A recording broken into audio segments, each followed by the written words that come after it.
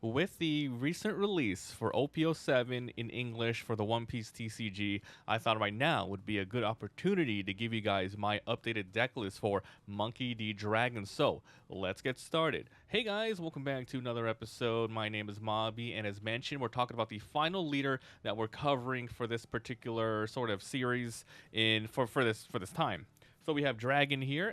I usually do OP08 upgrades for all the other leaders, but there really isn't anything from OP08 that I wanted to include. So we're running a pure OP07 with some modifications from a little bit of testing here and there. So let's go ahead and get started. We're going to be talking about the pros and cons, the utilities, the attackers, the 2Ks, and the events. So if you guys like these sort of videos, please like and subscribe. If you want to sort of print out your own proxies, there's a link in the description for a full tutorial video as well. Okay, so here it is, Dragon. Let's go ahead and talk about the leader before going into all of the cards. And to give you guys an example of what the heck the package is, it is a pure revolutionary. I'm trying to do a lot of synergy there, and this is hard hitting and fast, not a lot of removal, if anything at all. This is all about every turn hitting really hard and rushing your opponent down. So here is Dragon, Revolutionary Army from OP07. Activate main once per turn. Give up to a total of 2 you're currently attached on to one of your characters. So basically, you can put 2 Dawn on him, attack, activate his ability, put those 2 Dawn on one character. Maybe you have 1 Dawn on him, 1 Dawn on another character, grab those 2 to one character as well, or even 2 to one character and put them all on another character. So those are the 3 different ways that you can use this ability. Pretty versatile. A lot of the sort of characters in here require Dawn to be attached to them, so it's really good that you can swing really hard with this guy and then make sure you spend all of your Dawn to attach it to other guys. So pretty good. And he's pretty hardy with 5 as well. So let's start with all the utility cards first. And this is going to be no surprise, but we're using this. This is a Revolutionary Army HQ from OP05. Now, this thing is this makes the whole deck way more consistent. And we're running a couple of them here, 3 of them. So activate 1 cost. Trash 1 from your hand and rest the stage. Look at the top 3 and grab any others. Now, you are most likely never going to miss with this. There are a couple of cards that you might miss. Honestly, you might, but there's like 7 or so cards that are not revolutionary. So I'm not going to say 100% you're not going to miss, but most likely you will not.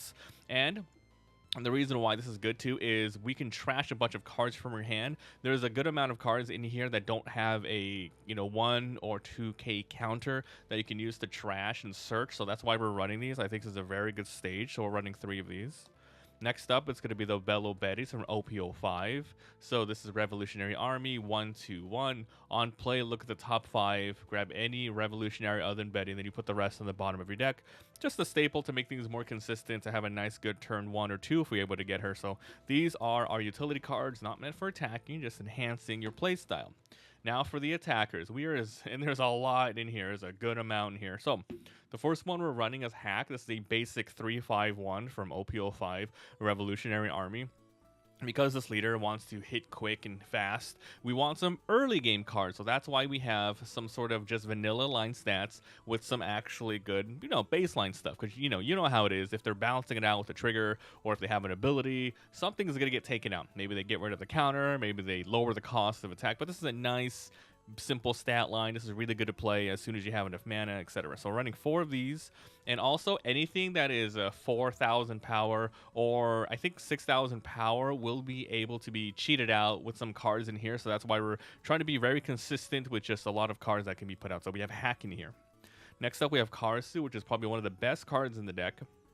Revolutionary Army 4-5-1. On play, if your leader is revolutionary, which it is, give up to one of your opponent's leaders or character negative 1,000 power during this turn. Usually you want to use it on the leader when you have multiple characters out. You use him, you lower the cost, and then you swing at the face, and they have to use way more resources to protect the 1,000, usually 5,000 power to 4,000, right? And then if the character survives for the next turn, if this character has 7,000 or more power, you can give up to one of your opponent's leaders or characters negative 1,000 power during this turn. It's pretty awesome. Okay, so we're running 4 of these Karasus. Really, really nice and sticky. Good card. Okay, next up it's Kaden Killers. So, as I mentioned, this is going to be a very heavy rush. And with this, it's very powerful, specifically with your leader ability as well. Because let's say the earliest you put this out is 4, and your opponent does have 2 or less life, you are going to be rushing him for 7. However, if you have 6 Dawn, and you're trying to go crazy, you put 2 on him to attack for 7. Then you rest 4. You summon this. It's gonna have 7,000, assuming the life requirements, and then you attach 2 more. You'll be 9,000 for a 7 and a 6 and a 7 and a 9 cost. It's crazy good value. So we're running 3 of these.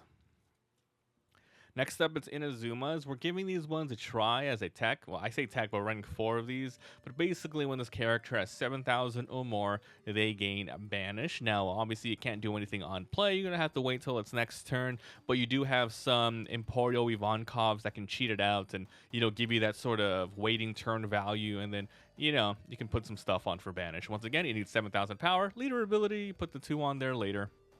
Running 4 of these. 3 of these. Just kidding. Next up is one of the really staples of this deck. It's going to be Emporio Ivankov Revolutionary from OP07. Okay, so 4/5/1, activate main once per turn. If the character has 7,000 or more, and you don't even have to attack. So if you want to play it super safe, you can keep this character active and use the ability every single turn. If you have the cards in your hand, you play up to a revolutionary with 5,000 or less. Every character so far is 5,000 or less, except the Kaden Killer is not revolutionary, but you'll be able to play a lot of these, which is really amazing. So we're running 4 of these. It's pretty good too because it's a counter as well, so very, very solid card. Next, it's going to be a 5-drop Emporio Ivankov from OP06. This is a 5/6/0 counter on play. So it's on play, not main. Look at the top 3, and then you play up to one revolutionary with 5,000 or less. Now it doesn't even say there's no restrictions besides revolutionary and 5,000. So if you're lucky, you can even play this Emporio out, and then you can use the ability if you're able to do so. By putting more Dawn on him to cheat out some more stuff. So this is a pretty solid card. We're running 4 of these. A lot of good cards in the deck. Now, time for more of your rushing strategy. This is Luffy from STO1, 5/6/0 counter. That's why we're running a lot of these revolutionaries. That's why we're also going to be running some Bad Manners Kick Courses, because a lot of your key rushing cards do not have counters. So this is, when you have 2 Dawn attached, and it just works. It just works.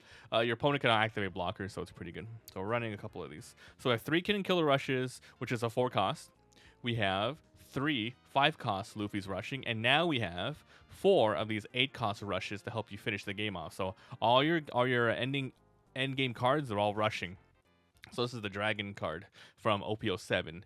890 rush. On play, give up to 2 rested Dawn to your leader or one of your characters. So this is really perfect to just play on curve. You can play this, you give the 2 rested Dawns to your leader, you attack for 7, and then you give the 2 either back to him or another character on the field. It's really awesome that way. So that's why we're running 4 of these, just to swing out for 11,000 if you need to. For 8 rush, that's really good. It's a really good card. That's why we're running this as well. Okay, so those are all your attackers. Remember, it's all about finishing with your rushes, getting those surprise hits off, and then filling up the board with your Emporio Ivankovs, and then slowly whittling away with if you can get your Banish off with Inazuma, that'd be perfect. You're rushing with Kaden Killers, your Karasu for lowering their their life, the life total for that turn or their power, and then hack for the early game. A lot of really awesome synergy, but it's more like just a beat stick strategy. You're not really using these cards to KO things that much. Time for the 2Ks. We have Koala from OP05, 3/2/3/2. On play, if your leader is revolutionary and give an opponent's character negative 3,000 power, you're primarily not going to be using this for the effect, but if you really, really need to KO something and you need that extra push, you can summon her from your hand instead of using, because you're using 2 Dawn, so you would either put 2,000 more power on somebody to attack, or you do it for this. So if you really need the extra push and it's something absolutely must happen, drop around. But there's not a lot of defensive in this deck 2K wise, so I would recommend keeping in your hand just for that. Same thing with the Sanji, and this is searchable by revolutionary. This is not. This is Sanji from OP01, 2/3/2. Activate main. You may add 1 card from your life to your hand. This character gains 2,000 power, and then so basically it's just there just in case you don't have anything else to play. You can honestly replace it with any other 2Ks. Like if you want Otamas, maybe Otamas for a cheaper version of this. But yeah, this is just highly replaceable. Just put any 2Ks that you want in there that you feel might work with this sort of deck archetype. Okay, time for the last cards, which is the event. So we're running a bunch of bad manners kick courses. So you trash one, then up to one of your leaders or characters gains 3,000. So there's a lot of things that are going to stay in your hand that don't have crap. You could obviously keep playing more of these if you have multiple, but if you have one, you're going to trash one. You're going to trash and you're going to continue trashing these. But if you don't have the opportunity, you already have one on the field, you want to trash these.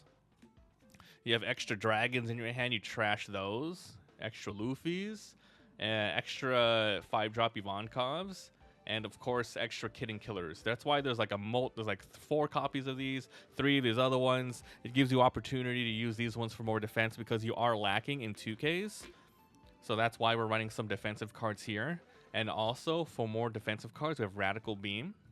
Your leader or up to one of your character gains 2,000. Then if you have 2 or less life cards, it gains an additional 2 to a total of 4,000 plus. The trigger is also decent. Your leader up to one of your character gains is 1,000. It's kind of the trigger for these ones are really good, by the way. But you know, obviously it can't be the last hit, hopefully, of their turn. Otherwise, it has no effect.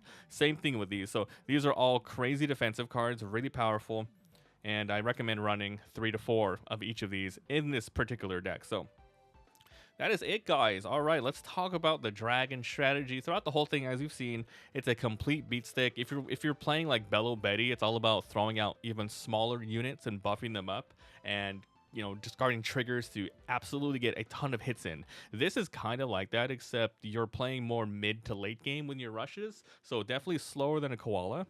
But it does the job, and I found out that, yeah, being able to swing 7 every turn with your leader, you know, obviously if you're not using it to pay for stuff, is really good.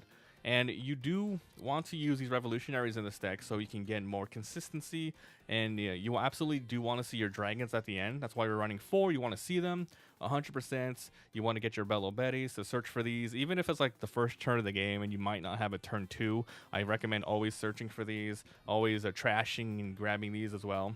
Even if you have to trash these Luffys, or if you have to trash the Kaden Killers to get these are just your best rushes. It just works really well with your leader, and you go from there. So the bad part about this deck is if the opponent is just heavy removal, obviously a lot of your stuff is very low. You have no you have no character defense or anything like that, and it's all about just you hoping to outvalue your opponents, because whenever they attack with a character, you might be able to swing for their life for 7, or swing into their character for 7, and then be able to play other stuff. So that's the whole goal of this, is hopefully you outvalue things. So that's it. That's it for all of the OP07 leaders with OP08 upgrades. Now, the next leaders in the series are going to be just stuff that we've been upgrading, and a bunch of OP09 leaders that we're going to use existing cards for.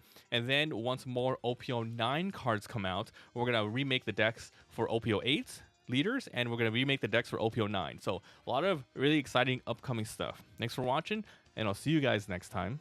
Bye.